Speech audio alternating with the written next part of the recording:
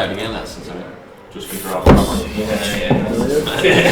Tell that story. Yeah. Better be more 17. So this one time at Ben Kennedy. That's like. No, it's just because it's a bit like I see a couple of lads there in my city now as well. But anyway, now I want to kick her off proper because this like the idea I had was for all year was to do a podcast in the pub. We're chilling out, just enjoying a few pints, and we did it. Do you ever watch the one with Paddy, me, and Tom? We were drinking in my front room, and we're talking about fucking Noah's Ark, and we're talking about Tom's talking about Tom. Like it's a bit out there, like, but we're just. I have a mug of tea, but we're just pouring cans into it. Do you remember that one? No. Pouring cans. Tea in cans. Yeah. That's the name of it. I have no milk. You mentioned use this. But that actually was good crack, like, and then Tom did the other one where we were telling him to be here tonight. Yeah. But no, I don't. I remember that from there. So I'd say earlier on to the lads, Tom and Andy were in my second last podcast. It's like, I'm going to do one in the pub later on. Two of them were meant to be here. They weren't here. But anyway, that's the crack with it. But the three of you know, were listening to a few. Bruno, you probably haven't listened to any of them. Listen to one. Did you just know what one you just? The one with Tom and Paddy. Did you? Yeah. What did you think of it? Did you just know it all? No, I got about an hour and a half in. How long was that one? About 2 hours, 10 minutes. No, I listened to it on the way to work and on the way home. Yeah. That's what you used to always do, Andy. You're going into Cork and you're listening to all of them. So remember episode 26? 56 minutes. No, it was a few of them. It was about 5 minutes. Yeah. I don't like. Some lads aren't that happy with sitting in front of a microphone and talking like that. Like, I'd say the 3 year in that bracket. No one's comfortable here at all.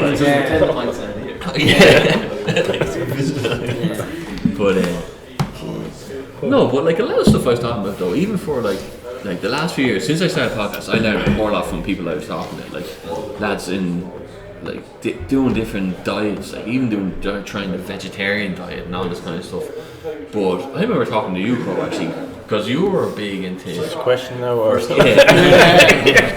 but I remember you had a bit of a health thing where you went on. Remember me and you went for a pint one night, and like we had 1 pint. I drove all the way to Hollywood. We had 1 pint, and we were sitting there, and he was like, "Yeah, I may go home." Man. I said, "Why?" He said, "I'm getting sick in the jacks." I said, "Should we grand then?" And he goes, "No, I may go home." So, what the fuck? Do you want to come have a cup of tea? Like he's like, "I don't think you want to drink a cup of tea." Like, or not, like. So I just drove home back to Carlo. Like, but you were going through a big detox then, weren't you? What was that about? Your liver was like. just fucking drinking and. But we went down at a time. You were saying to me that, you went off. A lot of stuff that I did after, like you went off dairy, you lay down on the dairy. You switched to different. No bread, milks. no sugar, no dairy, no fucking nothing. No bread's core hard. Everything is bread.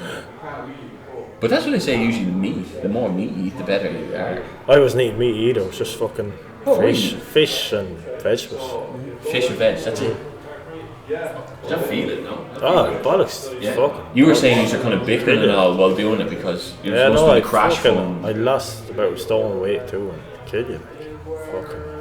I don't know if it was good for me or not. You know. No. But even some of the stuff you do, like a lot of people like don't do it. Like I was talking to, there's a girl in work and she was like shocking everyone. Like you were doing the other day, Kev, at home. Yeah. You're both every time we touched on, you said you're not grounded enough. Like everyone was like, what the fuck you on about? Like, but like if you're like, you know, do you ever hear what I do? Like take my shoes off, put my feet in the stuff out. Like, sounds real hippie-ish, but like, yeah, but it actually is like you build up so much static. And it lets out straight away. Yeah. You do it the odd time as well, don't you? I put my Mickey in the frame. Yeah, I think I did again. In the frame? We'll do it all in it. Sports therapist, right? I don't know her name now. She was doing my legs and my feet. She said this is one at a time. Yeah. She said to me, "You're back smoking." I said, "No." She said, "Yeah." I said, "How the fuck did you know?" She said, "Because she could see it coming out of my feet." Coming out of your feet? Yeah, she could see like my feet going orange from like obviously nicotine, yeah. Really? Yeah. That's scary, isn't it? Big pack of fags. But you ever see say one in my mouth? Oh no. They say with the do you notice it? Like would you notice the colour change? Your feet like. Well, I don't look at my feet, but when she said it, yeah. Did you? Yeah. But you ever see they say that you can put an onion, tape it to the end of your foot when you're sleeping, and it'll come out real black. Full onion. No, if you cut an onion in half and take, or even leave your sock on, and it'll take all the toxins from your body. I heard that with potatoes. What, is black? By the morning? Yeah, it depends. That's like, but they say you should really do an organic onion because the other onions are sprayed with shit and you're taking it in. So if you get organic onion, cut it in half, go to bed, it's probably the room's going to be stinking. I don't know. But that's just saying that if you cut an onion, you should never put it back in your fridge. It'll take all the toxins out of all the other food and just, when you cook it, it'll be in bits, like, you know. But no, we talked a little bit about like diets and stuff over the years. I definitely took a good few things off you from probably when we went up to the Thai, we were staying in that hostel. Remember that time you were like, no, seriously, if you switch milk and lower down your cheese intake even. Well, goat's cheese is actually good. And like oat milk is the closest you'll get to normal milk. Like you try soy milk and almond, it's not great at all. Like it doesn't mix that well with like your Guinness. Fucking cans and tea. But even you, Bruno, you were saying that when you knocked off the Monster. Oh yeah, huge difference. Like you even mood was completely different. But the amount of like of ingredients in that, I'll put a point there. No. Do you ever drink that stuff in? What's that? Monster. The cans? Yeah. Only very rarely. I've seen it, I wouldn't even, you couldn't even count it because I only drink them every day. The list of ingredients even. But you're not saying 61% of your sugar for them. Is it? Yeah. Different types of onions. The 0 ones, then you have the Monster 0 and then the Monster like Monster. Well, PG, that was good. Not too bad yourself. Not too bad. Fair play, you're dropping down. Will you see it in the throttle at some stage? We're rolling now, even. Yeah. We are, with the camera removed, with the mic on. I don't feel like I have right at the moment a lot to say. Like. Yeah, that's fair. I don't feel like that. Willie Clinch says he's going to sit down there in a few minutes. Does he? Yeah, and for sure. Yeah, I don't mind sitting down at some stage. I was talking to Adrian King, he said he would. Did he? Yeah. Very good. He said to get his number. I'll give you his number there now. He is big into local history. That's exactly what we need. We're even saying like real history or not. Yeah. Suppose I can give you a little bit about. Just sit down for a second and talk about it. Right. We were talking, like, we know from the High Cross even, I was looking up stuff before I even came down. I was hoping Willie would sit in and say a few bits about it. All I know roughly about it, and Moone itself is historically rich. Like, you know, I know from even Kilkee, they dig the trenches, the archaeological. Yeah, from that way. I know, like, remember Kilkee Castle, didn't they dig out to Grange Con? The tunnels. It wasn't Grange Con. Oh, that's a rumour. Yeah. This is a rumour, questionable whether it's true or not. I don't really know. You'd want a specialist in that area, but they're that definitely. It's funny that you should have that one because when we were in national school, there was always a rumour to along those lines that there was an escape tunnel from Kilkee to some general other location, and there's another one allegedly. It's probably not the case. It's probably when you think about the innocence of youth, maybe. But we used to think there was one up in the Scradam, up at the back of Woodcourt. And there was tunnels there, but they were like, I don't know whether they were back at Himalayan. Oh yeah, the big bed and breakfast there. And there was always allegedly one as well. We used to call it Brownie and Ben's. Is that kind of up the hill, halfway up the hill on the right? That's it, yeah. We used to stay there. We lived in a couple of years ago. We used to stay up there. That was our go-to place to go to. I could imagine, yeah. Tony Donoghue and Agnes used to. Agnes, that's right. Yeah. But there was also allegedly another one from up there. You know the old. It's a graveyard and the ruins of a church up there beyond Jessica Harrington and opposite PG Nails farm there. There was also supposed to be a tunnel at the bottom of that. So I don't know. Hard to believe they would have had the means to go to create such a substantial. But I said it was some exactly. I said it was some kind of hideaway, all right, at least. It was Earls, wasn't it? Fitzgerald's or Fitzgerald's or something, or Kilkee Castle, I think. Fitzgerald's. Yeah. You're out of my stuff there now. It might be reasonably. Do you know that was the longest, I think, family living in a one. I think they moved out in the 60s from when it was built. Was it? 700 years or something they were living in. The family Yeah, rolling on. family rolling on, I yeah. think an American guy from Boston has bought it now. There's Americans in it now. Yeah. They're doing it up big style. They're seeing it online or whatever way. There's not that Kilcavan Brewery. They're the same. They're 600 years in that house. I think so, yeah. I'm not 100% sure on that, but I think roughly. Would you be here much, PJ? Not as much as, you know, I would be up now and again. Obviously, I was here last night. Be here once every 2 weeks, I suppose. I was very much a regular for 4 nights a week for every week of the year during the kind of Celtic Tiger era and that sort of stuff. Tell me, we were talking about this earlier on. Why here became very prominent. You think of Grange Football Club, and you think of Kildare Football Club. Like, you would have had to pass so many bars to get to here. Maybe Grange is kind of cross country, but for Kildare, like with Kildare Grange, everyone used to resonate here. Like, I know Kev's team would have been here, and Vinny, when I was a groomsman for your wedding, all the lads were here because this is their kind of go-to spot from the gas.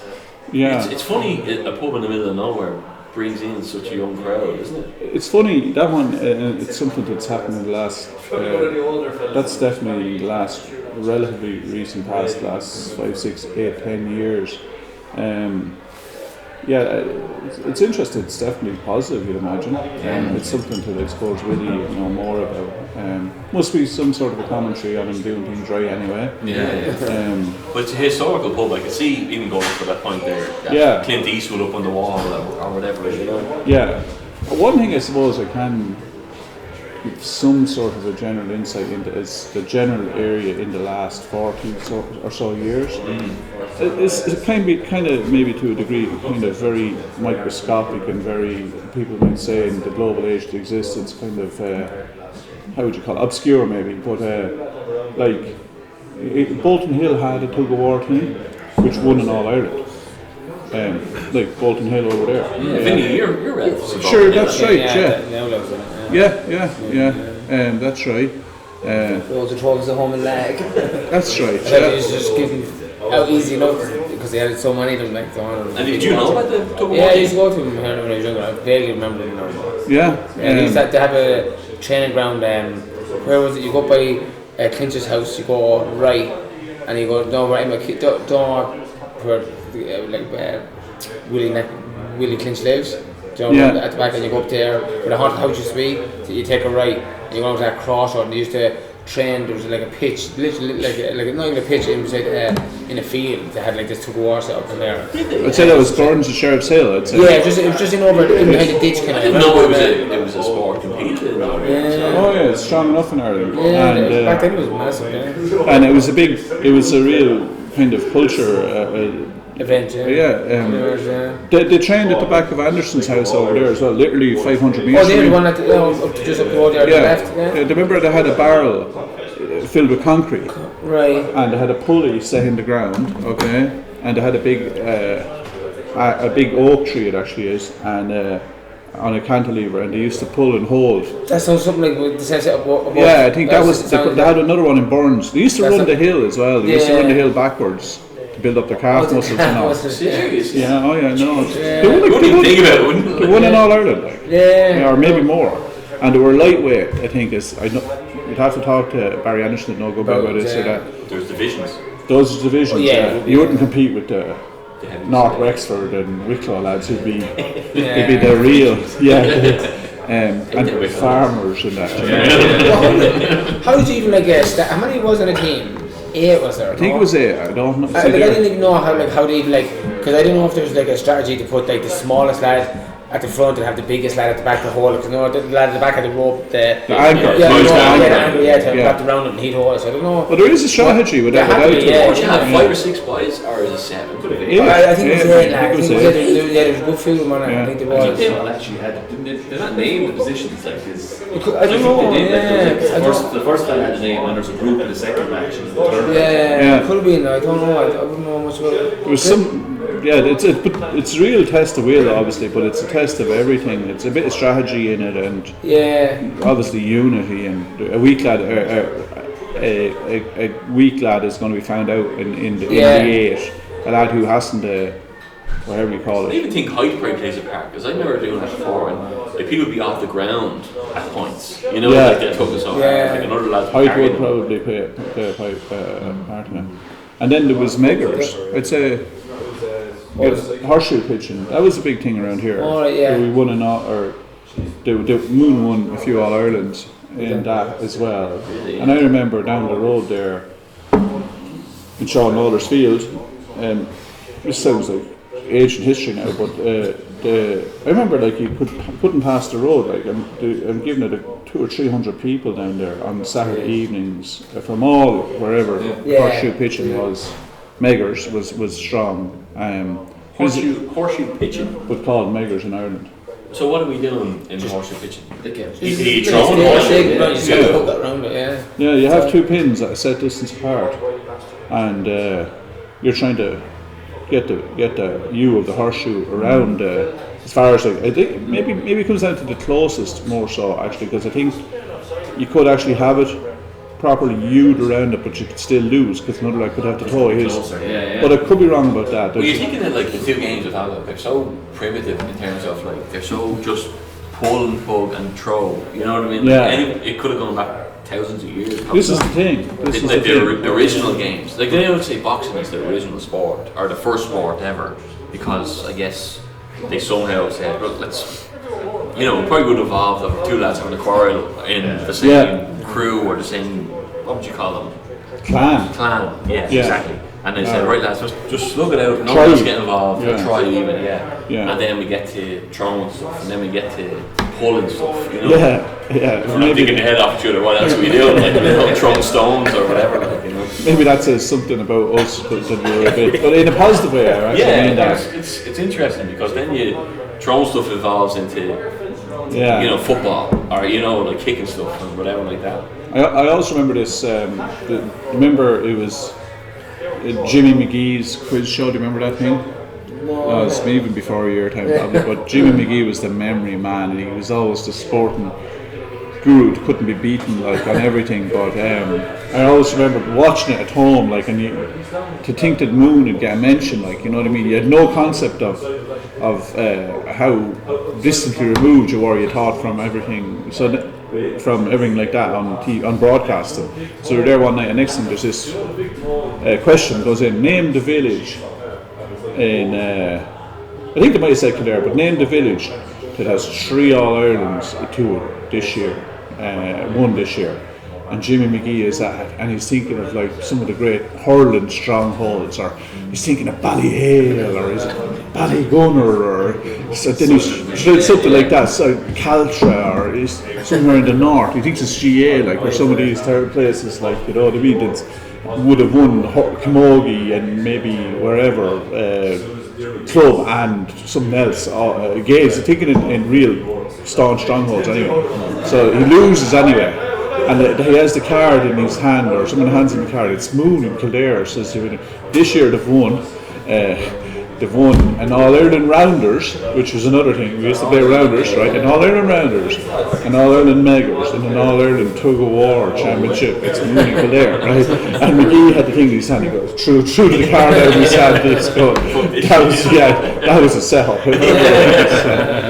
But we have always kind of specialised in niche stuff like that around here. It's quite, it's quite rural even, isn't it? Oh, it's very rural. It is very rural. And we were talking about rural. We were on the phone earlier on, we were talking about Credit Yard. And I said I'm moving out that way in the new year. And you were saying that, you know, it's funny, it's only 15 minutes from town, but it's real, like... It's even more rural than here, I'd say. It's out in the country, you know, like Kildare and Credit Yard, all that area, out Leash. But at like 15 minutes you're in the centre of town. But then when you're out there and you're up Kildare Hill, it's a different, it's forestry around, it's and they're local. Because the Palmer Plateau, it's actually kind of one of the most fertile parts of Ireland for forestry. Is it? Yeah, it is. Yeah. I know Quilcha. I know a lot of people would have planted there and sold on the Quilcha. Yeah, I the think soil's perfect. Chinese might have bought a lot of stuff. But say that's right, It's just scary enough, and I think they're taking over a lot of our land as well. They really are. But another thing about in kind of rural related stuff, and I was trying to just discuss the stuff that I had some knowledge of. Your father would know a good bit about this. Like there was always a strong gun club around here. Game, I know that even sounds politically incorrect now, but it was really more about conservation. Like there was a whole structure to it. They'd have meetings and there'd be restocking, and they had a release pen over in Matushka's. Was this near Tom Conway's? Big Tom? No, Big Tom would have been very involved. It was on the main road. Yeah. It was across from Paddy Shea's there. Actually, which is actually, that's the park in Moone, it's called. Okay, that's where the Moone Gaelic Football Club had their pitch. Right. That was and they trained in the park. It was always just called the park. So they had a release pen there. And I remember at the pheasant. that's right. Yeah. Because we used to come from Dublin we moved down when I was 7, so it's a long time ago now. Before that, my dad used to bring me out shooting from Dublin when I was 5 or 6. I used to hate it because you shoot the rabbit. I'd go shoot me. The thing would be jumping, and he'd hand me it, and the thing would still let me eat it. Bait the head off of a steel fence, like, and give it back to me. And then some guy come twist the head off and split it inside out and hand it to me. But like in fairness, you're portraying one side just that. Yeah. But like if a proper shot, and that wouldn't happen, like, or you know. That was a real rare time. Yeah. You don't have to say that. And then there was obviously they've tried to kind of get going there again. They're an angling club, like on the Greece, and they did great work in the probably would say 70s, maybe definitely through the 80s, and like there was a lot of pressure on even then on pollution on the Greece, as it was called. Would you have been in the Moone Gun Club last time?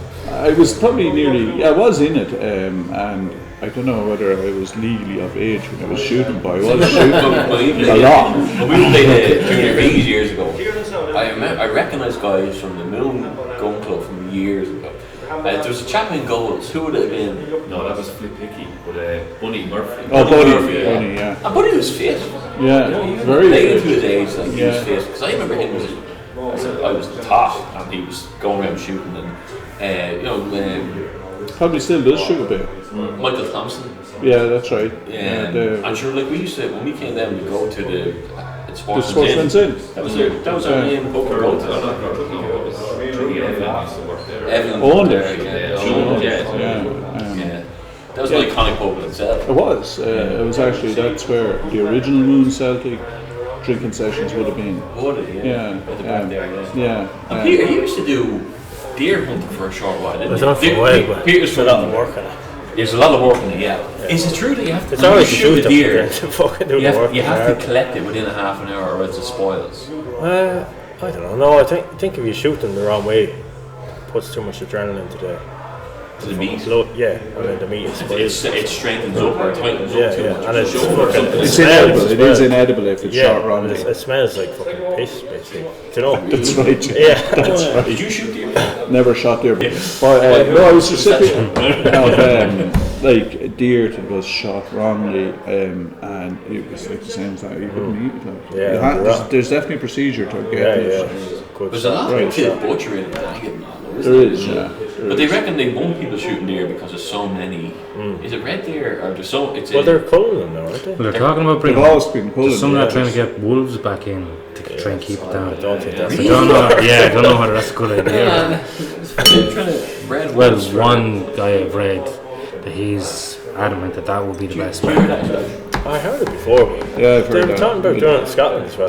Scotland would suit it. It would have been the expanses of uninhabited land, courtesy of the Highland clearances in the 1800s, unfortunately. But there would be the expanses of land up there would allow something like that to happen. It probably would be in Kildare National Park and parts of Wicklow too. Sheep and that though. You'd imagine they'd go for the easier. I wonder would it really kill a deer? Like, are they? Probably would go for sheep. It would be much easier. This is the thing. An easier option. Much Would easier. you? Is there a worry of like when I go mountain biking a good bit, and I see deer the whole time. Like, am I worried now I'm going to see a fucking wolf up the Wicklow Mountains? You know what I mean? Like, you know, it's starting sundown here last night on the road. But like, no, genuinely, I didn't release them. No, they're not. They were talking about one that is trying to. Yeah, The last but I don't think they're going it's an to. aspiration, Ireland's isn't it? killing Cardiff, isn't it? I think they're just Oh yeah, trying there's a story to. about that, isn't there? 1800s, I think. Yeah. What's that? The last wolf in Ireland was killed in Cardiff. Killing Carlo, Was it? Yeah. Do you know the story? No, I don't. I just heard that somewhere 1840 or 1850 or something was killed in Cardiff. 1850, really? That long ago? Wow. They've reintroduced the buzzards in it, Yes. and they're very prevalent. They're like eagle. They are, yeah. There's Massive. people saying that they are having an adverse effect on other populations. I don't know. I don't know that whether that's true or not. There's quite a number of them. You know what's so red interesting kite about shooting? We used to shoot wood pigeon, and I go up with my father, and he could set up decoys the odd time. But we'd be in the hedge and had the net over us even, and if they see your skin at all, they send a scout out, and the scout would go over the land first and come back. And I thought that was amazing. I thought there was such intelligence into these wood pigeons to scout out. Not in the scouting. But like if they'd seen you, the birds wouldn't fly that way, you know. Yeah. But it's interesting.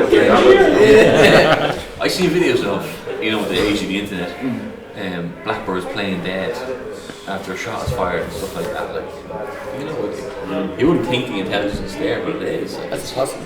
Oh yeah, you'd be surprised, amazed at what's a fox especially. It's super intelligent. Yeah. Did you ever see the videos of the lads with the crows training?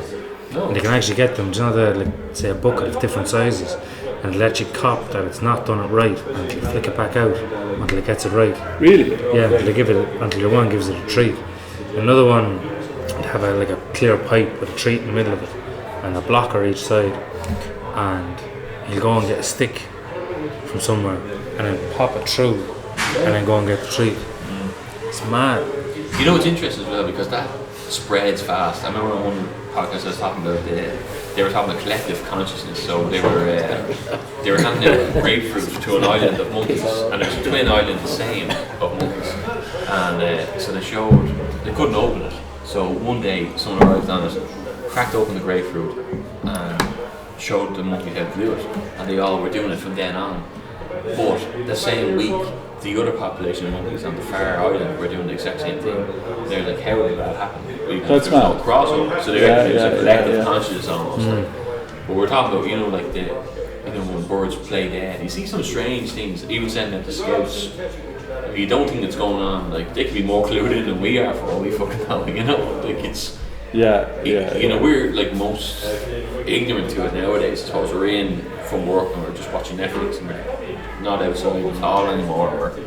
I remember it was Senses are gone. Yeah. Like when people always think back of primitive times, like they're more unintelligent than us. But these are the guys who built the pyramids. These are the guys who were out in the fires and they knew stuff about the stars that we didn't know. You know, they were completely. They had incredible wisdom and they had incredible ability to manage their existence with nature and stuff like that we don't seem to have. There's a funny thing of, you know, it was only an image earlier on I shared it was like an evolution thing where people were standing up and then at one stage it was like it got so bad people were like turn around and it was like, you know, like go back, like, you know. I'll tell you one about this, it's a random one enough, but I was going up the motorway a few years ago and this pigeon or this pheasant flew across in front of me, gave me some fright, and he came at exactly the right height of the grill of the Jeep, right, and smashed it. I got some fright. He just went straight into the grill, right. So what happened there? And I went around, obviously a few cautious, went around, stopped in the motor, went around, and these pair of eyes were looking out at me, still alive, stuck between the radiator and the grill, a pheasant, right. And I said, oh Jesus, he'll be, you know, this lad will survive now, right? And I was just, and I was cooking timber up in Ballymore, and there was beech nuts everywhere. It was a layer of beech nuts, and I know how pheasants like survive in this. And I was going, I'll bring him up there, and he'll have feeding. You're trying to nurse him back. Yeah. I was going to this lad's. I thought you were going to say he's after you hitting fitted it my lucky, oven. right? So I brought him on up, and let him out, and I was like carrying him up there like that, right? And he was a bit shook now, to be honest with you. And there was like that depth of beech nuts, so he had feeding forevermore, right? And whether it's collective consciousness or whether the fox saw it, but I remember I let him out like that, and I let him down on the ground. And just as I let him down on the ground, this great big fox just looked over in the corner and looks and he goes, "There's dinner." So I didn't survive. Like, no doubt. You know the funny thing is, I've seen a lot of videos with that on online nowadays, where people are like, "Here's my duck. It's his first win." And the duck just takes off and gone, Yeah. But I was only talking to my father actually yesterday about. We were talking about domesticated dogs. Obviously, it's sent from wolf down to domesticated by breeding. But if you keep a dog indoors, it'll get cancer and inflammation, all the things that humans get. You keep it outdoors, it won't get any of that stuff. Yeah. So I believe that. what are we doing for ourselves? Even Well, it's a lot of it's the fucking Wi-Fi and electricity, that's what we're talking about. The Wi-Fi waves signals even now, and if we don't have it in the fire room, we get a booster for it. Yeah. I remember Kev gave me a booster. He says, "Try that one in," and whatever when I plugged it in, I was getting an awful headache within 10 minutes. It's like, what the fuck's with that? Like, I was getting a headache in your house when that was on as well. yeah, and it was just, you never know. Like, Can't believe you fell for that one. but like, and you turn your radio on now, you can get 100 channels anywhere in Ireland. You just think it just gets it instantaneously. So I said that, like, even the phones, 5G or whatever else, like, but we don't know what that'll, like, we're the first generation of that, so we don't know what long-term effects that'll have. Like, Did you see the fucking, they say bees are declining or whatever, and they put a phone in the middle of the bees' nest, and the bees couldn't find their way back. It was messing up their field. They'd follow the frequency. back to the thing, but that fucks up their I was whole going to, thing. I'm impatient, in certain ways, but like, I got this bike to work scheme, and the best bike I could find was in Sligo, and the lads were, "We'll deliver it next week," and I was like, "No, I'm going to drive up this week, I'm going to get it myself." I drove up and I saw this hitchhiker on the side of the road, and I said, Yeah, I know. I Yeah. thought you were like, threw him in the car, and Threw him in the car. threw him in the boot, Fargo. One of the first episode of New Fargo. Threw him in the boot. so I was up to Wicklow Mountains getting rid of him, and The guy went, there was a deer in it the next time. the fox was in the corner. Pheasant! No, I was going there. We were chatting away, and I said, "What's your name?" And he, big American accent, "Isaac." And I was like, "Isaac." He was a Christian missionary who had sprung out by himself, and he was living the rogue life. And we were Really, was he? he was. And he was a young guy. He had done an interview in wherever he was, and he was hitchhiking back. So we were chatting away. This guy reckoned, like, we're like, and I will probably do a podcast there because he was an interesting character. We came across him. But where was I going with that? You're under the Sligo frequencies. Yeah, so I went to Sligo. Get a bike. Isaac. Isaac was All the there. frequencies. Alternative views. Yeah. Yeah. No, I went. When I went up, we were talking. I was talking to himself, and we got into this whole thing about frequencies. And I was talking about running water. If you're near running water, your whole blood flow changes. He was saying about if pregnant women hear bees buzz, it induces labour and it helps it massively. So we were saying, you're not out in nature enough. Like, I was wondering, when I got into running only the last few years, once I started trail running was so boring. Like, but trail running, you didn't need your headphones. You're out in nature. That's why I love mountain biking so much as opposed to road biking. Yeah. There's something about being out there. And people are saying, "Oh, watch Lyme disease and watch that." And sure, there's risks or whatever, But there is something about being out in nature. That's exactly what the gun club represented to those people, those fellas, and it represented every Sunday morning, probably during November, December, January, to be out in nature. Even that time, they were guys who were mechanics or wherever, farmers, or Any walks. different walks, and I think it would have given them some sort of, I don't know how you put it, grounding, I suppose, re-grounding in nature would have carried them through the summer when you wouldn't be out in it as much. I think the fishing the same. I think that's been taken away. It doesn't seem to be. I don't think either club. Well, the fishing club's somewhat active, but there's no gun club at the moment. I don't. So not really. For such a strong gun club. Yeah, but it's the whole nature was changed now to driven shoots and stuff like that. So, you know what I always found interesting in it was when you're a teenager and I was going to get a gun and I went into McGaney gun club and I would do a bit of shooting with that or whatever. And then I was torn between shooting something and killing it for a little while. You know, you had this moment where you're like, yeah, well, I'm enjoying nature and all, but then I'm shooting this thing and it's gone or whatever. And then like we live in different times where everything is plentiful, you can go out and buy this, that and the other, so do we need to hunt anymore? But it seems to me in later years that I'm looking to get the gun license back because whatever you seem to buy seems to have more ingredients than anything else you could hunt for.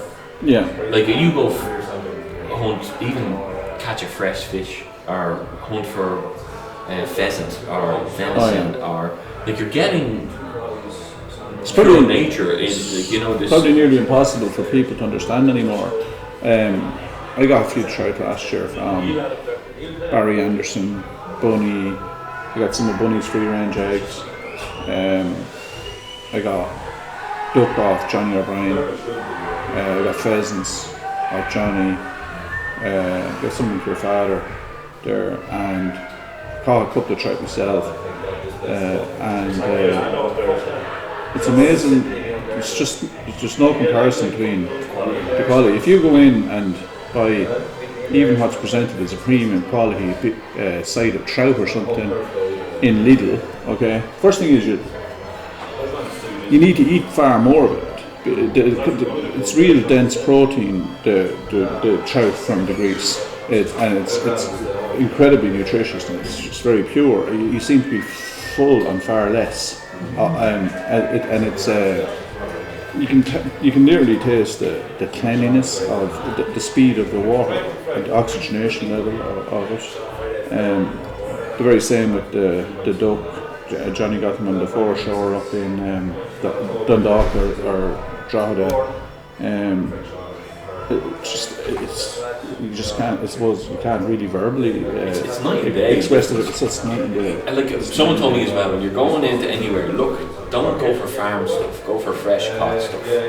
Which is nearly impossible to get. It's impossible to get because you even go to the Kildare Alley, which like, and you're looking at the back of fish, and you're trying not to get farm stuff. You're trying to get fresh caught stuff in the Atlantic or whatever. It's a little bit more expensive, but everything's farmed.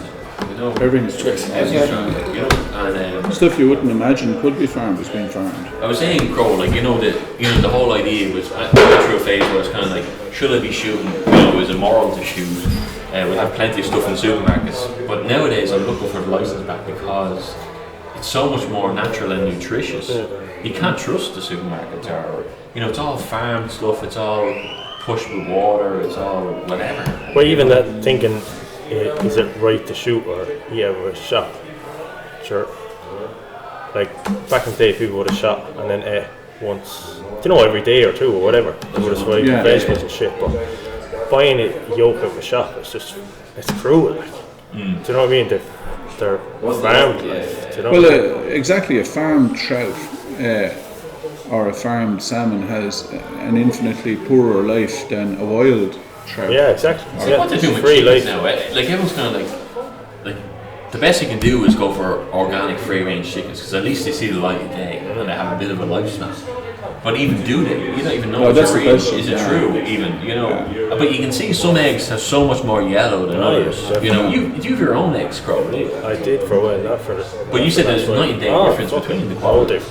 Completely. Like I really think that like we put so much money into cancer research every year, and now it was 5 in 1 people have cancer, 4 in 1 people have cancer, now 3 in 1. It's just going up and up and up, and it's just our food chain.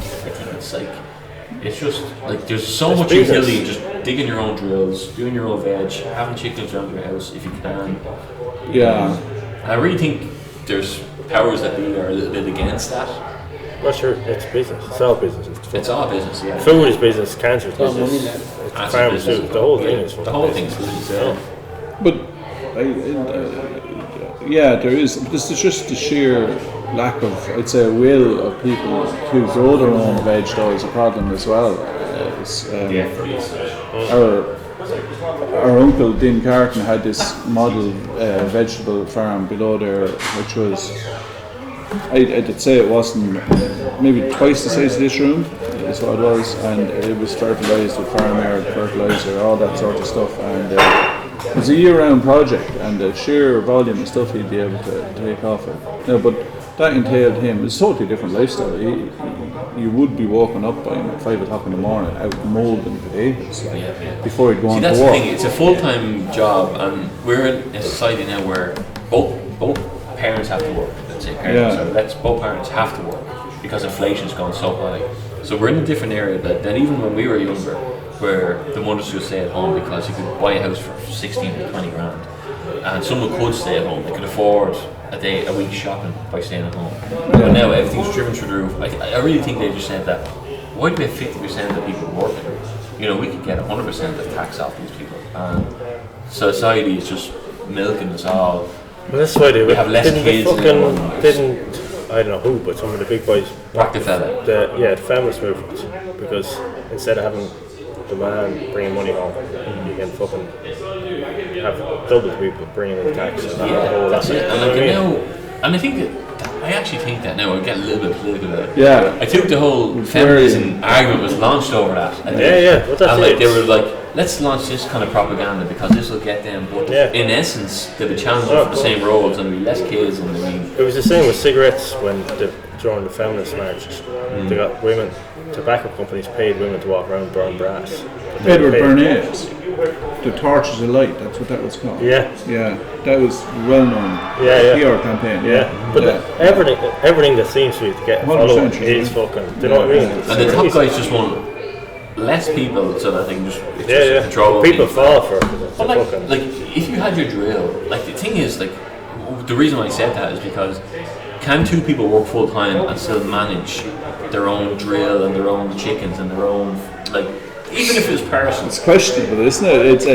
It's like if you treat small kids run around at home and you're trying to get out and dig the potatoes after your full day's work until 6 or 7 o'clock in the evening, that's where the toss-up is, and people are also addicted to the phone, they're addicted to that's Netflix, the big problem though. So it's like I'm after finishing my day, I want to just relax for a couple of hours, so that gets rid of digging the thing. But then if you go home every night and you dig the thing, are you going to face burnout? Are you burning the candle on both sides? No, you're not. It's therapeutic, completely therapeutic. Yeah, someone said, Paddy Doyle, Paddy, he says he loves outdoor labour. He says, I find that therapeutic. I throw a few songs on the radio and I just dig, They say that, if you're chopping wood, they test this on 124 people and 100% accuracy. If you chop wood for 30 minutes, your testosterone goes up 150% on all candidates. You know all about that, PJ. Well, you should know theoretically a bit about testosterone. No, it's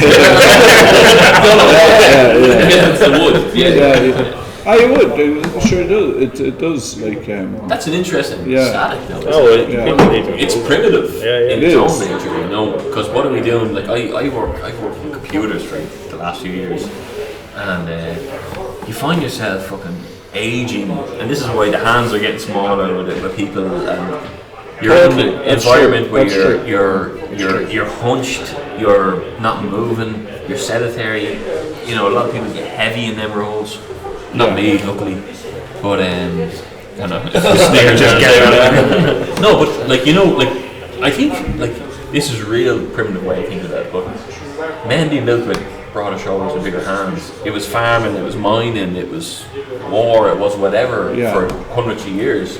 We're only on a technology level now where we can do that with machines, and you can stay at the desk or whatever. So it's a really weird part in history that we're part of, I think. Because even if you go back 20, 30 years, that technology wasn't there. People weren't working with computers on a day-to-day. You still see the odd man that was a block layer or a man came into me there 2 or 3, maybe a month ago, and he was, he was a big, strong fella. We had not pick on him, and how he got in these hands on him with pure shovels, right? And I was saying to him, we were talking about him, I said, you were a block layer. I my first stab, he goes, how did you know? And I said, you'd lift a 9-inch block with one hand, You don't see lads like that. No, it's gone. And it's fun. It's like it's like micro evolution if you can do that. It's adaptive to the I think surroundings. that's possibly true. Yeah. It's in a way like it's kind of we're just adapting to like our hunch is getting forward. They even say the way we hold phones, you know, we're getting that way inclined, you know. That's fun, and that's my whole point from the beginning, that we think we're smarter than what was before. But it's not true at all. I don't think. You know, I think it's we're losing a bit of wisdom. But the thing is, and wisdom is a term very overlooked these days. Like we can get intelligent, you can read books, and you can go through the school, you get the academy, you know, and all the rest. But you lose wisdom, like actual knowledge. You lose instincts. You lose. Like what if electricity went tomorrow and we needed to go back hunting? How many guys? You know, I said this to someone recently about, like, say 1916. How many lads would stand on the front line now and be ready to go in this day and age? You know, when we talk about the difference of 100 years, that's only 100 years ago. You know. Oh yeah, you'd be. I wouldn't. No, you'd want to. That'd be big.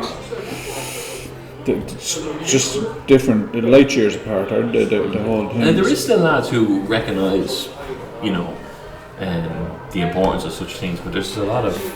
But I think we have drifted away from the locality here. Yeah, I was going to say to you, in terms of since you growing up, has this area changed much? Well, where were you in 1916? Well, no, I don't. No, the area has changed. The motorway came through. There's been 2 bypasses actually when you think about it. It's a big deal, isn't it? Yeah, and obviously changed the landscape a bit. I suppose it was more, if you like, as I was saying earlier, like, you know, you were probably insulated from the outside world, like things like, I suppose, Moone Celtic and the local.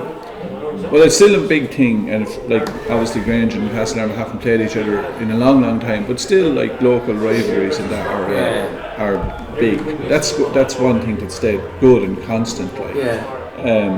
But and funny, both clubs would come here. Yeah, but like say,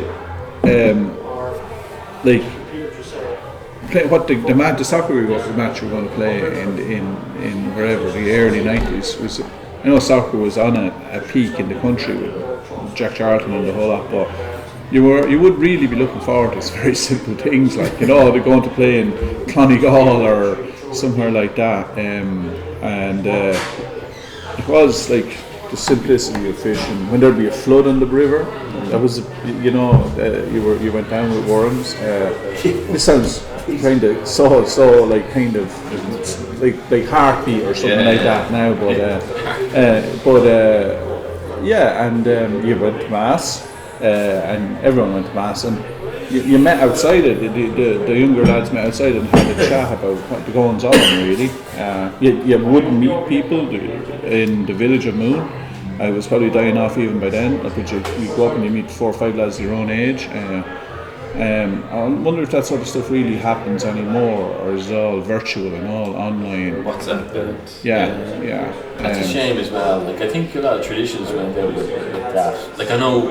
So what's the main meeting grounds 20 years ago or 15 years ago? Like, you might meet for. Well, 15 years ago, the change had happened. I would say. I'd say the main meeting ground, like.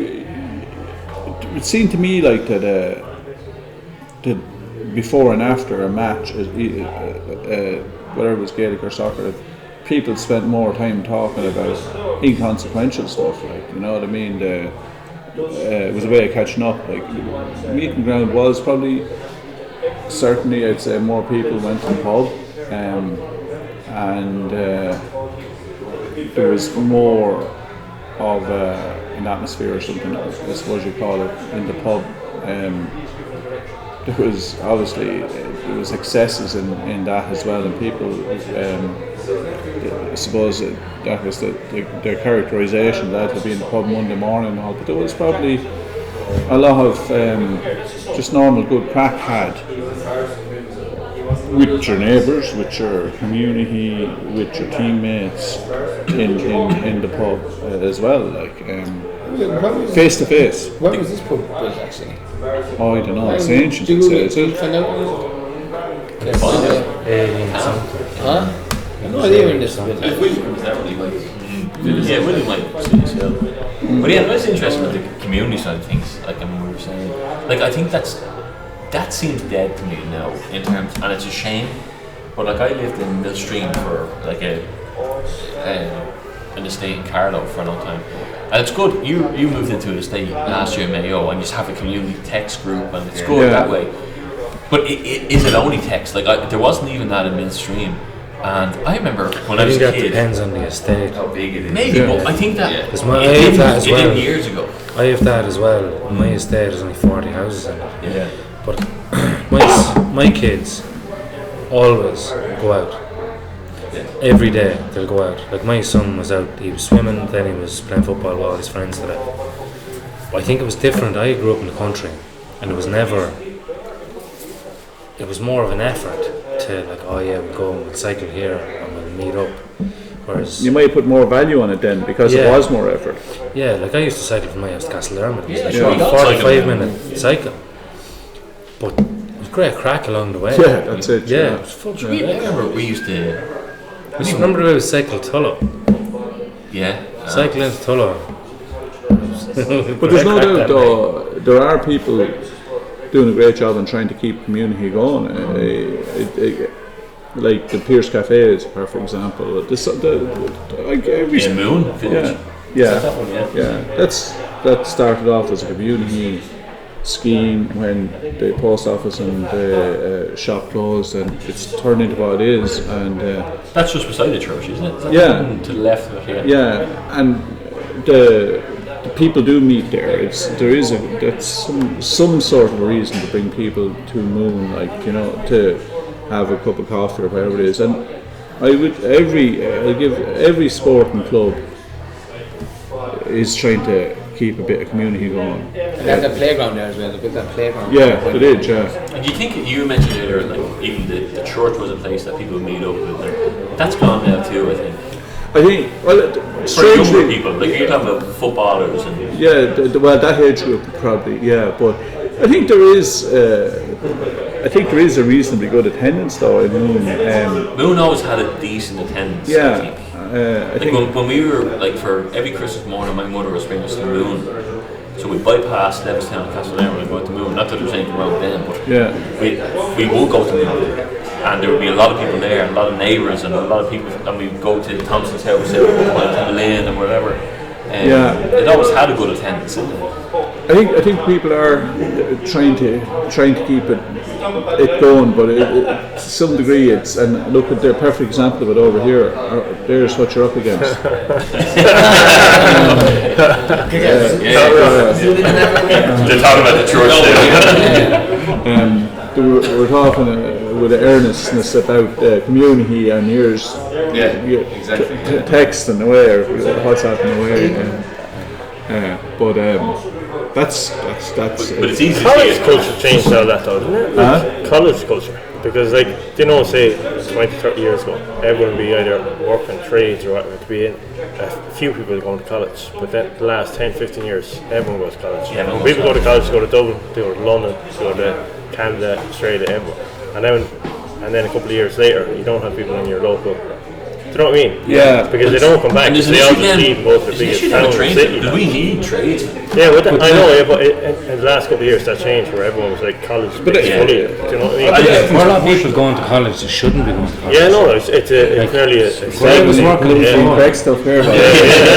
This is a big curious. This is a big curious. But like when you go through your last year of school, it's trade or college, and it's not even trade. It's like they're pushing college constantly. They push college constantly, and I know my father said to me, "You get a trade, you're doing all right," and it's probably true. Like we need more tradesmen. I went to a stag, and I'm a tradesman, and I was earning a lot more money than the lads that had gone to college. Mm-hmm. And I'm actually glad I went to a trade because it wouldn't have suited me going to anything like that. But think of the practical implications, like that you can go home you can tile your wall, you can lay your floor, you can plaster.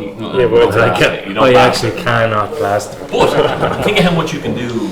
I suppose you're handy practically. You know, I think there's a lot of utility for life. Whatever they push on, like you go to college in the humanities now or whatever. Like people come out after 5 years and have no. Like, what do they go into there? Yeah. You know? Like, we have friends who went to college for 5 or 6 years and they came out as nothing. You know? Where a trade, at least you do your 4 years apprenticeship, you're in. Now, of course, you can go into an industry and do your studies and do well. But I was talking to a guy the other day, and he was saying that in some countries you nearly have to do a trade first, then say go and do your engineering. Yeah. Like, I've worked with engineers, and I've gotten drawings, and I'm like, that's not going to work. You can't do that because it's just not going to go together. Yeah. And basically, all I get is, who the fuck are you? Yeah. And class. then I get called up to try and fix it then after. Yeah. So I think a trade should always, because you get more practical. But here's an idea. Someone said to me recently, you know the way the lads in the Eastern European countries have to do a year stint in the military? Someone said to me they should bring that in for the Irish. Someone said, Stint in the IRA would be better. well, someone said that they should bring that in for the Irish. But I know that people in them countries hate that. They actually flee the country because of it. But they say that it brings in so much discipline that we're lacking nowadays. Yeah. That Jesus, I don't know. Could we be more disciplined? I think we're the most disciplined group of people in general. Irish, Totally. I think in compared to the rest. compared to the Irish of wherever, like the 50s, 60s, 70s, 80s, they're like I don't see any future Shane McGowan's, do you? Wayward geniuses, creators and poets. I don't see any future. I don't see any future Morrisseys who went to the depths in themselves and wrote some incredible, however you'd like to call it, soul-searching stuff. That's something that was a wildness to surely in the Irish. Oasis, those sort of lads. I would have thought the Irish were quite wild and impulsive traditionally. I think we're like that anymore, surely. No, well, like you think of like some of the. Besides having the best sportsmen, some of the best rugby players and boxers and you can't say that anymore. But really, sportsmen. But singers, songwriters, like we always had that traditional value. I know there's not a whole lot of Irish guys these days singing the way it is, and I do actually think that there's a market for it because everybody loves a good trad session. They love it to the ground. You brought out a trad album now, and it was decent enough. You get people going with it. Music is manufactured now. It's like fucking food. It's like everything is manufactured now. Like TV shows, everything. It is manufactured. There's no authenticity in anything. It doesn't sell. You're saying bring it out. You can't just bring it out. You have to be a certain type of character. You have to be a Christy Moore. You have to be whatever level of internal. Who am I to talk about Christy Moore? But you have to be a bit of torture, whatever, and genius and self-awareness and all that sort of stuff. You can then you produce genius. Like you're saying, next Christy Moore, you need a community behind you that buys into. So then, therefore, you need to have connected with your community. That's it. But here's the problem as well. Like, Christy Moore might have been able to sit in the quarantine for an hour or two or whatever like that, but they don't let you do that anymore. It's do your tune and get out. It's an industry now. It's everything these days is about getting the most out of people for the least amount of time. So people can't be creative. Like you think of Led Zeppelin, where they locked themselves away in a mansion and they wrote Stairway to Heaven. But they had that time to do that, where artists now don't. They say 7 songs, you have 2 weeks to do it. Well, not even that. They haven't time in their life to go. They haven't got kind of quiet time to be introspective anywhere in their general day-to-day life. Yeah. And they don't want to either, and they know that it won't sell either anyway. That if you do make stuff too deep and too using your maybe brain. depressing. But it's not going to be seller either. People want the 2.5 minute happy song, really, don't they? It's true.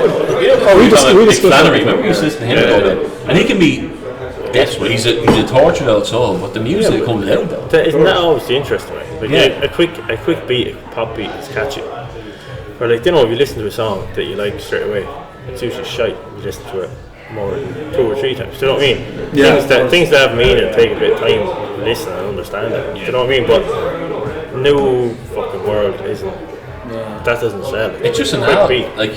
But also, you think that. But there was a real like trad scene and a folk revival and all that.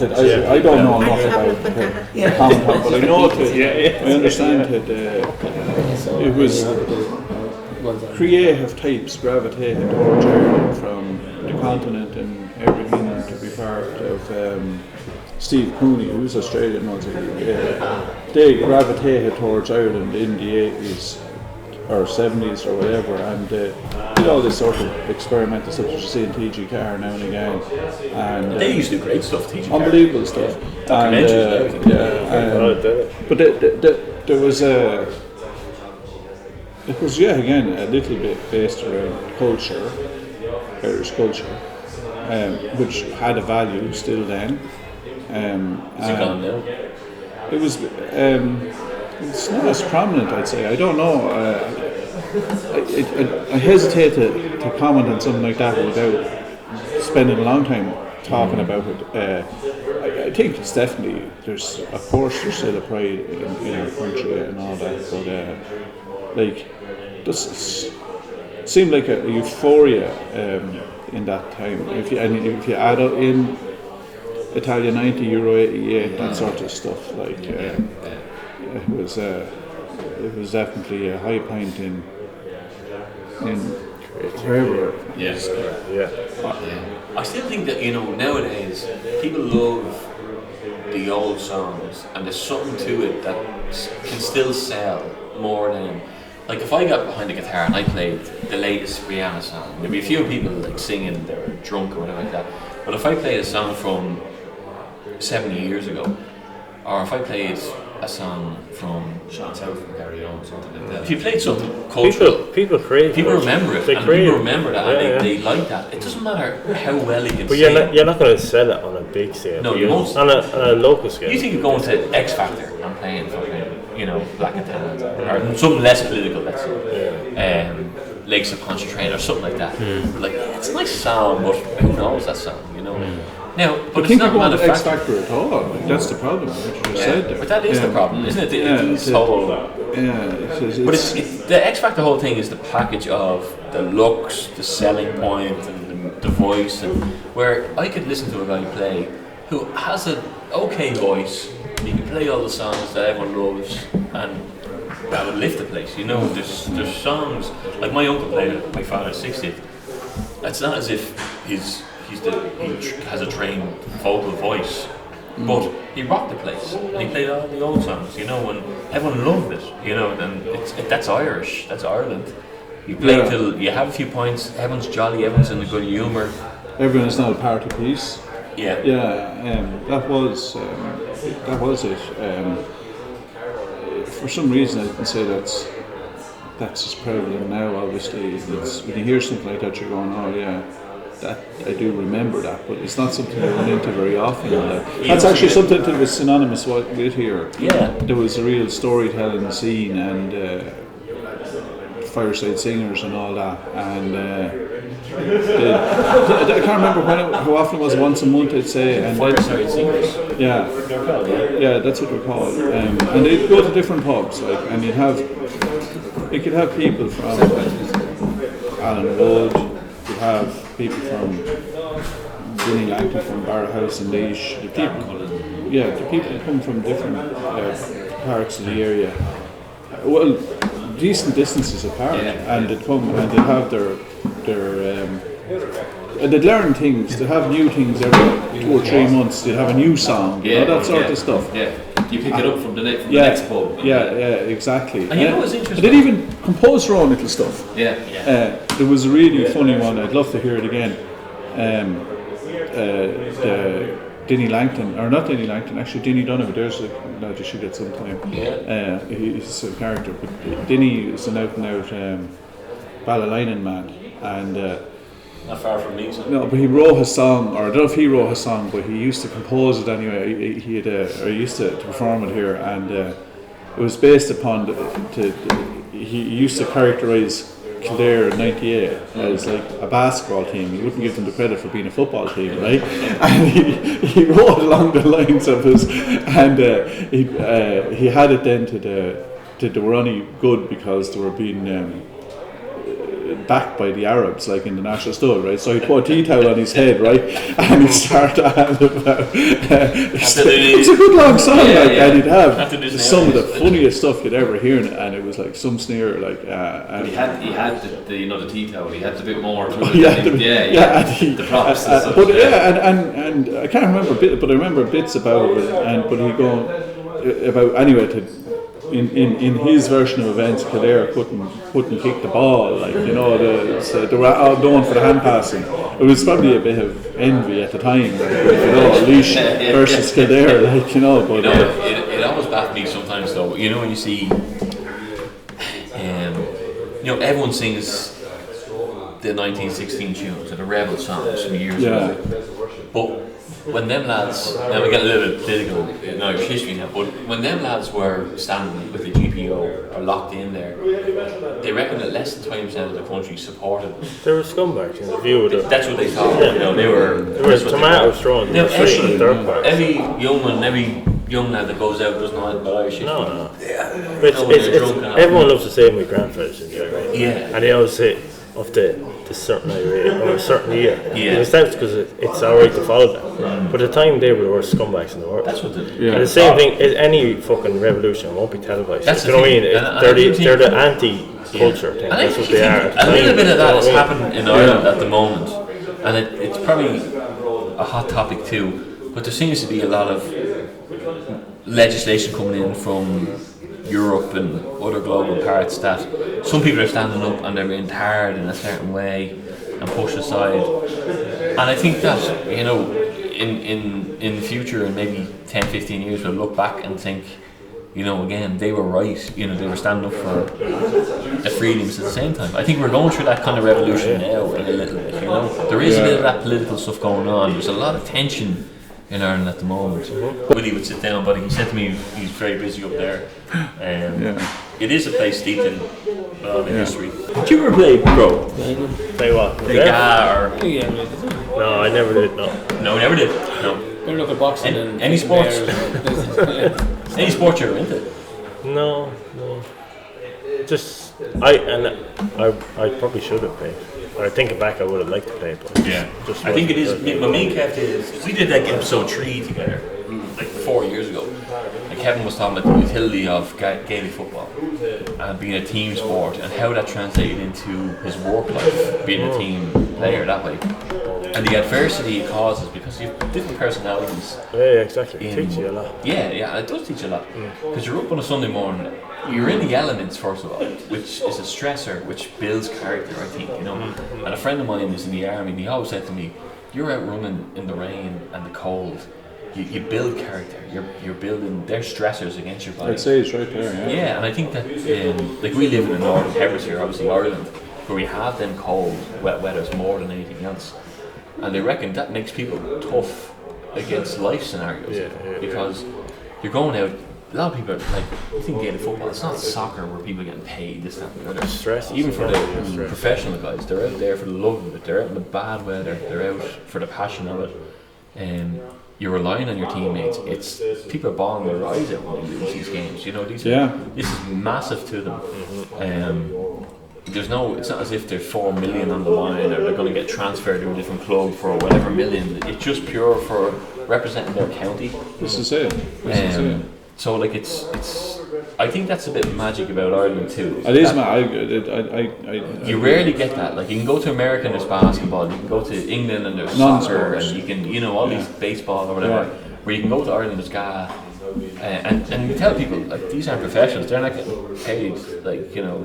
You won't get you'll never get something in those countries like when Clare won All Ireland. It was, I can't remember what was it, 2012 or was it? But I remember in around that year, 2012, 2013 or 14, and they brought in the accordion. Remember that? And played in the in the dressing room afterwards. And I remember Waterford were trying to win for so long, and I think Dan Shanahan probably played in the final. He did. Then he was with Derek McGrath, and they got to another final, didn't they? Or maybe they got, I don't think they got to the final, but there was a famous picture of Dan had his head, do you remember, over on Derek McGrath's head, like, and he was just so depressed. But he tried everything for his game. He tried everything. The funny thing is, like, even the guys that are beating them are upset for them. You see them down with them on the floor, you know, they all know each other from back and forth over the years. But there'd be mutual respect, though. Yeah, that's it. It's mutual respect. They're both going through the hardship of it, you know. They've tried to do something, as you said, on a voluntary level, to, you know, I don't know, what would you call it? It's madness, I suppose, in a way, but it's a madness that is addictive to an Irish fellow, isn't it? It's a healthy madness. It is. It's not as if it's a bad addiction to whatever substance. It's they're out running with the boys and there's all the rest. I was saying again about our third podcast early on, where you were saying how it transferred to your work life. You know, the team building aspects of playing at a young age. Yeah, because you were playing, you and David Thornton on the boys from. Geez, what was it, under 11s, under 10s? Yeah, under 9s, yeah, all the way up. And I think it's like, I have a few lads on about the army, when you're going through that together, you're going through all them wars. They're little wars, they're mini wars, and the elements are bad, and they're against this team and that team, and this is tougher, the ground is bad, and the pitch was shite, and you know, you're building it up. But Vinny, you remember. Well, it's something that's part of the.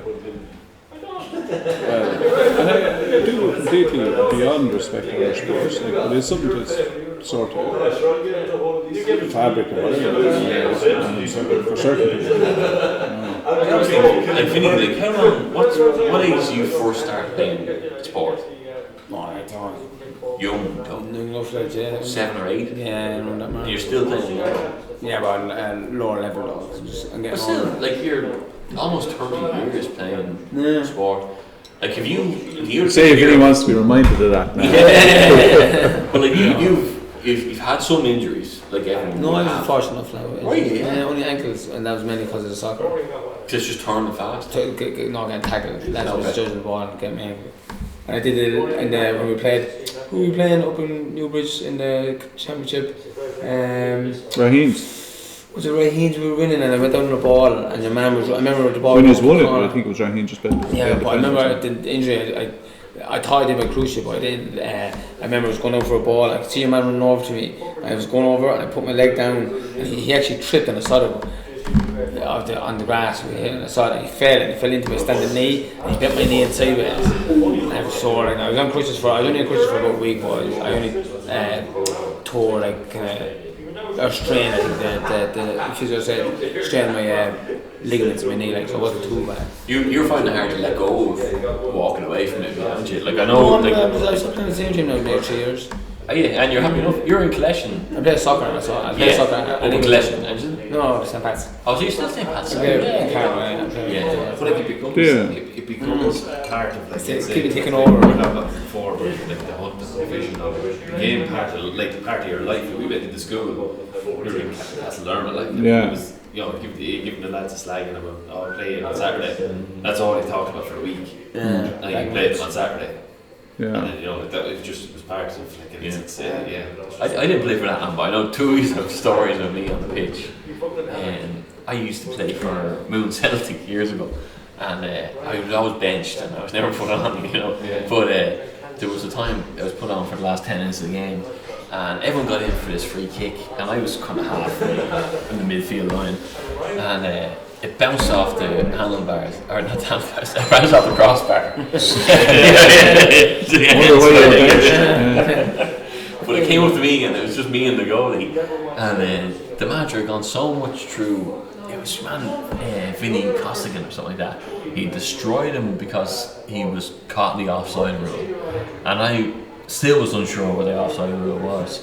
So we're running up the pitch, and the goalie was there, and I could hear Vinny's like, and everyone was miles behind. That was Casabilla. Yeah, that was Casabilla. You're in the middle. It was at home. I used to stand right behind you when you were doing that. You remember this? And this is no, he wasn't outside. He got it, and I was shouting him to shoot because we got a counter attack. Yeah. The goalie would come down, and for some reason he shot it from a massive distance, and he missed it. Like instead of going up close, I was like, "Oh, have a shot!" Like, and then the keeper had to dive. I can't remember we won or lost that match. I can't remember. What are you doing?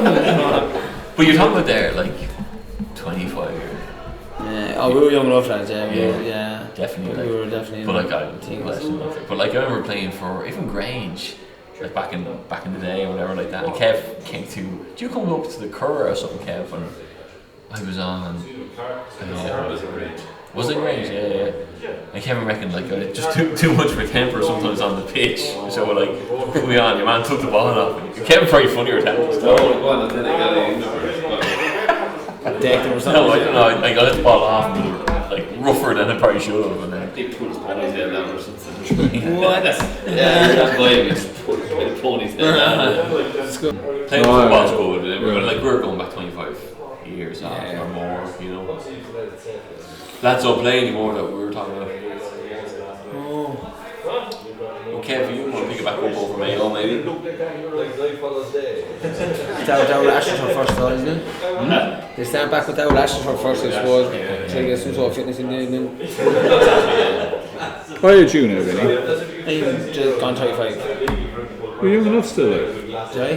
Young enough still. Yeah, I'm young enough still. I have the 2 kids. Well, Callum is old enough, Callum's only 15, but I have the other 2 though, I'll keep me busy. But some people do say that, like some people are like, oh, you're better off playing Gano until you're till you're kind of like done, till you're kind of gone, like done, because you look at like the one of the lads there, he's in his 40s, like he's well able, like doing some lads don't play and they're still well fit enough and able to play at that standard, like. Yeah. I know, it's just a big commitment though as well sometimes, so you do that's it, training, there's a lot of training, then you'll have like team bonding sessions I suppose, which really they used to have a lot up, and we had a good few now, like Wexford, like a lot of lads, ex-managers there, like would have had us down and played us down in Wexford, Crowe and all that, like, it's great crack, like, don't get me wrong, it's a good, it's a be a good experience. It's hard really if young kids, like I know about going to a training and like everyone there is in their 50s and 60s. Because I'd say that kids are older and grown or whatever, you know, in a way. I say you have a few medals all the same, Vinny, have you? I have a few now. Yeah, you have an intermediate, right? I really that was back in 2015. It's good yeah, they haven't got, and they've lost it like. Have you won one? Did you win? Were you in the junior? Juniors, no. I just started like about 2 years after that. You have a Division 2 at least, if not 2 of them. Yeah, 2 of them, yeah. Have you? Yeah, it's not bad going, went up and then went down. That's good. That's good career. We always fell short then. Yeah, that's You good. You always had a good trophy. Yeah, a couple of clear the years there as well. And I just Did you? Well, yeah. 3 then, man. 3 for sure, have you? Clear the years, yeah. I remember you getting that back when you were 11. Yeah, I got the first one when I was 40. 45, I got 2 seniors. Did you? Yeah. You must have a few soccer medals as well, have you? I don't have as many in soccer. I know our soccer team was good. Like no, we have, like we do, but not as many as I suppose I would like to have. Like, but we have because we never, like when you win the Lumsden and all that, you go into the like it's like when you. Did you win Lumsden? Yeah, we won the Lumsden. I think we won the Lumsden 3 times. Did you? 3 or twice. Yeah. And then we won the league. I think I only won the league twice. That was it, but and then we done the divisional cup then as well. Because 1 year we were trying to do because no one has, a team has done it now, but before no one won the league, the Lumsden and the divisional cup. I think the first thing to do was Suncroft. I think was they got very close. I think they won it back in a couple of years ago. They got a good squad that time, but it's hard. So 3 Lumsdens, 2 Division 2s, an intermediate. 2 players a year. Yeah. Fucking fair going. Yeah. So I'm trying to get Vinny on the podcast for a long time there. Yeah. To give a bit of discipline, to give a bit of shout. But geez, you know Vin, like when you think about the last 30 years you've been playing football, the things you've accomplished really, like have them trophies at home. Yeah, it's good to look at them. I remember when I started off first, my man got like a little plaque. Don't she had the little, don't you get the little medals like the little hang them on. Then it filled back for like a little while. So then I had it back then. It's 10 hours. Do you have all of them? I have a good feeling there, yeah. There's some like Aaron Great, or sometimes you get the runner-up ones, which are hung up as well and have nothing. Well, there's sometimes to do have the runner-up. Depends what kind of level it was at. Like, Yeah. I mean, Yeah. so I used to go on home back in McGahey, and Kevin would have a plaque on the wall, and Danny had a plaque on the wall. They'd all their medals. I used to just walk by and Grab a can. Well, you know, it does make a difference though. Like, we moved around a little bit when I was that age. So, like, when the lads were playing with their, like, Danny was playing with the lads at 7 or 8, or Kevin at 9 or 10. So we were in 6 different houses at that stage. You know, between Dublin and McGahey and Mullinmast and all that. Yeah. So you couldn't have matches, you couldn't have a club, you couldn't have friends at that Yeah. age. yeah. And then when I landed in Levistown at 9, it was only 2 years there before you were going to Castlearmouth school, and then, you know, I remember being, you know, kind of a blow-in then feeling, you know, at that stage. So the years had gone nearly, so it was kind of when you were a teenager, me and you started trying to pick it up a bit. But your lads were playing years, and it was hard to get a game then at that stage, you know. Yeah. What brought you to Grange? Like, if you're considering Moone and Castlearmouth were a tie all around you, what was Grange? There was no Gaelic club in Moone, but there was a club. It was a school team. There was kind of back on at probably when you were 10 or 11 or 12. I suppose what got me going was like Aidan Pullen would have been a big part of it. He was kind of real staunch, played on the 60s teams. He's probably on the pictures on the wall out there. But I always knew as well though, like there was an incredible amount of cousins playing on it. Like Grange Nolvan, Townsland was like, if you go from Doyle's, Kelly's, Conley's, Cullens used to live there, and they lived in Kilkee then afterwards. That'd be Brian and Tomas's family.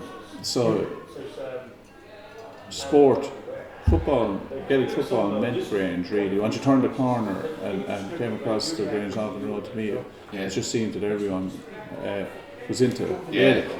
And I remember passing it's a different world now, but passing, like, there'd be 15 kids out playing in a farmer's field, kicking and brawling. And it's just, that's, I'd love to be part of that. Sort of way. And so I suppose there was no adult team, or there was no underage team even in Moone from 12 on. So then Aidan Pullen started working his magic and bringing us 10 of us in the Renault 4 van to Grange, and we got in, and Tom Tighe trained you, and they were the two main men I can really remember of that era. Terrible likeable men though, you know what I mean, and terrible easy to you understood that they were working hard, laying blocks during the day, and they were going to the effort of doing this at night. I'm the chairman. Still, yeah. I'm the chairman, yeah. How long is that? Oh, well, it wasn't continuous, like, I think I'm chairman 3 years again now. What's the squad like there at the moment? Oh, it's good, good, very good. See, Thomas is an old the lads around the corner there, the three of the Killian, Oren and Fiona around the corner there. No, we're decent, very decent. I suppose. Where are you saying too much in front of being caught on camera? But sure, look, Middletown won this year, and more looked to them, and won in Leinster as well. Went one more than we come up short from that, 5 ourselves. They did, yeah. And sure, we lost by a pint to them. So hopefully that's a rough. There's junior strong in Kildare. There's a lot of strong clubs in Kildare. There's a lot of strong junior clubs in Kildare, and getting stronger again. Actually, to be fair, so you take nothing for granted at any given time. But try your best. Is all you can do year in, year out. Look at Bill's character, 100%. There's no the team spirit side of it, and being out in the elements and Yeah. the rest. And the same with hunting, we were talking about earlier on. They don't seem like they naturally go together, but they do. When we talk about it like that, it does a bit, doesn't it? Yeah. We should. I tell you what, we should do at some stage. We should probably make a kind of itinerary or something like that. I think. Do you know what I mean? You have you focus in on kind of you got a reference there to Big Tom and that there. Tom Connolly. That was stuff like that was. That probably deserves a podcast on its own. The people to I was thought Big Tom was a lovely man. lovely man.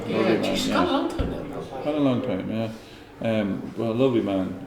He was a president of the Steve Moone Company for a little while. Probably was, yeah. Going back again, Yeah. Big into the fishing too. Really good, really brilliant fisherman. Was he? Brilliant fisherman. You should have seen him. We live right across from the Barrow, and they always say I was often in the house. You lived down in McGaney there. Yeah, I believe before it was Mick Walls, it was Leo. Can't think of the surname. Oh no, where you live now you're talking about. I remember you used to come down to where the drawbridge is. Remember that? Oh yeah. I remember that. And so you're talking about the home house? Yeah. Yeah, we used to fish out the back of that. Where the canal meets the. Well, you know my place now. Yeah, I do. Yeah. It was Liam McGarvey. McDarby. That's right. Yeah. That's right. Would you know him? I knew who he was. He would have been older. He was, yeah. That was an old cottage. Leo McDarby, was it? Yeah, that's where. Leo McDarby used to do land reclamation, would you mind? Him and Stephen, Simon Byrne used to have a digger and a bulldozer and used to do land reclamation. I wouldn't cautious about saying this, but I think he might have been fairly active in local politics too, was he? I don't know any of that. Yeah. All I know is that he built that house in the 60s maybe. Yeah, that probably be right. I went down to the shed and there was inscribed on the concrete 1964, and I'm guessing maybe that's when they built it. And I think Mick Wall brought it to the bones and rebuilt it as a modern house in 94, 96 or something like that. Yeah. But we're right across from the Barrow. Yeah. And I always thought, geez. Must be some fishing there. When Yeah. I even just to get a few kayaks, like you're out in it, But it's a busy spot for fishing. Oh, it's really busy down there. Busy for walking, busy for fishing. Yeah. Barrow Track's a great spot. Yeah. I'm nearly talked out, boys. I think we are. Yeah. Sure, you have the advantage of being drinking this stuff there. A fair play for coming down. Not at all. You should try and do that with Adrian, and let him off, and just he really. What I might do is I might tie in with you this week later on a phone call, and we can. Share. He has the history, some amazing. He's a few guys I think that'd be very interesting. There is a few lads still kind of probably with the knowledge around the place. Local historians. Kind of they're probably not as many as Mr. Warles, but there are. But probably there's guys who know their stuff there, and they'd be really interesting for this. Yeah. Funny Crowe there sitting beside you. Like I remember when I was first friends with Crowe, he told me, "Where do you live?" And I said, "Kildare." He goes, "Oh yeah, that was one of the first men who brought the English into Ireland, Dermot, wasn't it?" And I didn't know that till years later when you tell me about it. But all the old songs, what's that song written by the letters? Oh, fucking. Of the lads who. Kilkelly, Ireland. And you can see all the letters written, and it's all written by the letters from the people who left or couldn't come back. And, I think in Wicklow, where you are, there's a lot of. They hold a lot of deep history, don't they? It's a lot of unplugged from the town's lands, in a way. It was the last stronghold in Ireland. It was 400 years. Which was? Wicklow. Was it? Yeah. 400 years after the rest of Ireland. The fall to English rule. Did they? Yeah. And they used to live there. Yeah. So I played there that was where I mostly played. Did you? Yeah. And then I played where they are now for like a season. I came back. Did you? Yeah, for a season or two then. That's good. That's interesting. I remember you always as a sweeper. Stand up as a centre back, with Castle Living. Castleville because they played Castleville underage, and then they didn't have. They didn't. I think it was like straight to senior, and then I left it then for. I left it just like the guy. I left soccer for about 2 seasons, and then I think I came across. I was talking to one of the lads, and he asked me to come back to be just playing Moone. I wasn't doing things. I said, yeah. That's why I kicked off then. Long-standing career, no? Long-standing career. Yeah, And the son is following suit now. Who would you say?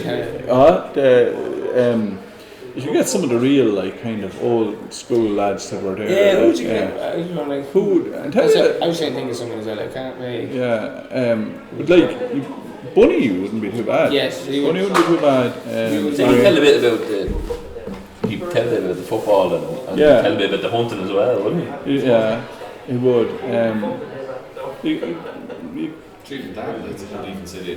Dad was going to sit in tonight. Yeah. And I'd say he has a good few stories to tell. Yeah. I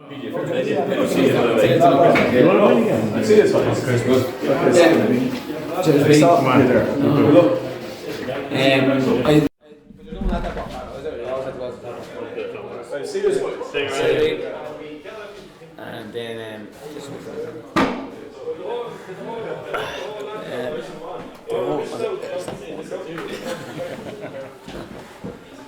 Taking time in the pint, yeah. do what you go in there? Is Is it BDSM like that? Oh, ASMR. Oh, ASMR. Oh, yeah.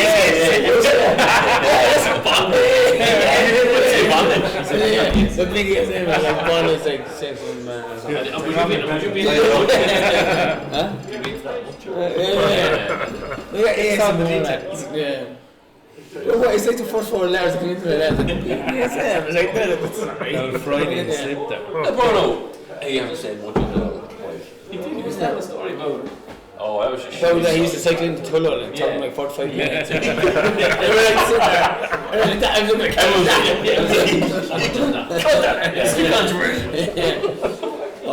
You must be on the juice. Do you remember that? Oh, of course I remember that. I remember walking.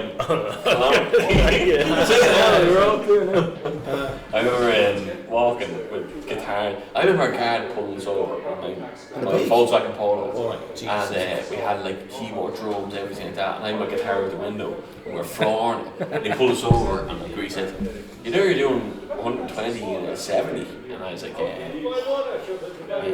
You know I'm drunk as well. Yeah. Do you know, fuck you. But he was like, and he looked at us and he'd seen all the guitars that were going on. He's like, playing band practice. Like, yeah, he goes, playing. I used to play the fiddle back in the day. He's like, that's bullshit. Like, I know, but he says, like that. He goes, yeah, like this. But he was like, come on, lads. Didn't he? Remember that? That was actually I don't actually remember. Do you not remember that? Me, you, and Brian in the car. Where was it? It would have been back Tullow Road, 10 the Big Stone from Carlow Town for some reason. I do remember. Yeah.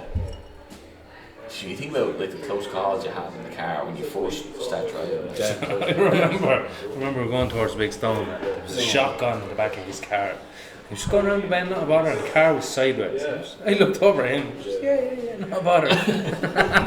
Remember you got the car. I can't remember what it was. Was the Vectra. It was a Vectra, and we come out doing what Talkers is. I can't remember who was in it. I think it was me, you, and Queen. There was about 17 people in it. Yeah, there wasn't, because I remember we went by Talkers. We were going the back road down to our house. Now you go back, and he was absolutely speeding. I was like, "There's a bridge here."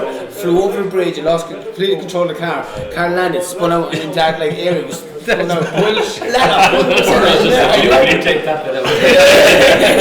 No, yeah, it was just because you remember I was Queen. I think The car didn't spin out. No, It skidded on gravel. It definitely spun out, and then we just stopped. We were like, The money was going rest in my account. I got a real shit polo, a 96 one, and Byrne had a 01 one, and that was like 2 years old.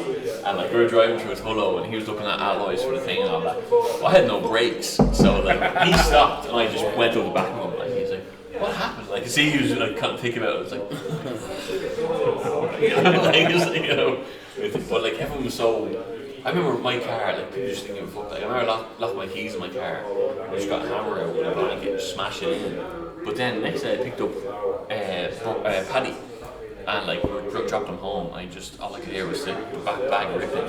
Just get sick all over the car. And like ripped the paint off him. I was like, what the fuck? Like, you know. But like it's just your first car, like, you know, shit about. Like I remember coming So around the my corner. first car, I pulled it out of the ditch with the loader above. Yeah, I could never get. Do you not remember that? I could never get the smell of mold out of it. No. I remember when I It's never. not like you drove your car, that's where you got your first car, you found it. Yeah, my father said to me, get the loader and a chain. And I put the chain around the front. What was of it? Factory? The factory, yeah. It was in the ditch for like 3 years. And I just pulled it out, got it started. Do you remember racing each other at 1 litres? Yeah. It was like 1 litre balls, you had foot to the floor and the engine screaming. You're trying to pass each other out like that.